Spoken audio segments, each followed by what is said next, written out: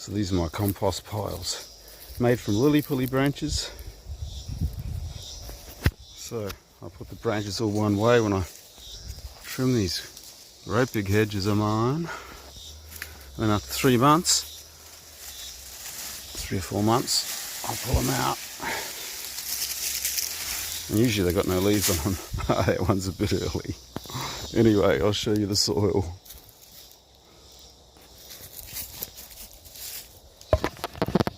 Beautiful soil I get from these.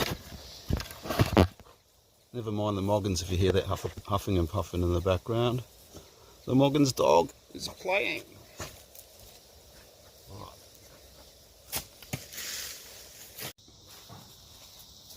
So I've been potting up these lily pulleys today. They're growing in the wrong place. So I dug them out, put them in buckets.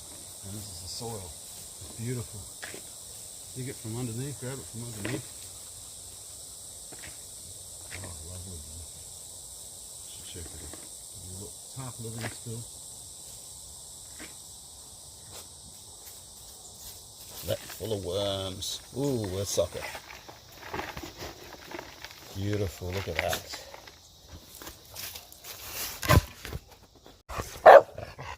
Hey Moggins, you know it, you know it. Originally, before I had compost that was able to be made out of the lily pulleys because they weren't big enough, I was making out of this she oak casuarina tree, piling it all up. And look, it is beautiful soil. It's not quite ready yet, but this soil is good. Sometimes I just rake it up off the ground and use it.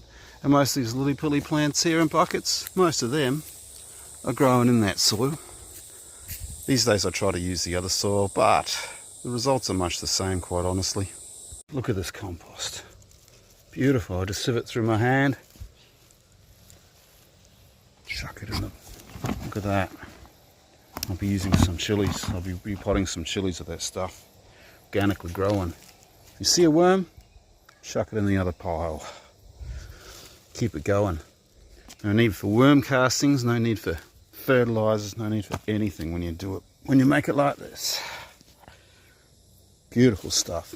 You got to dig, but it's great. Don't you like to get your hands dirty? I know I do.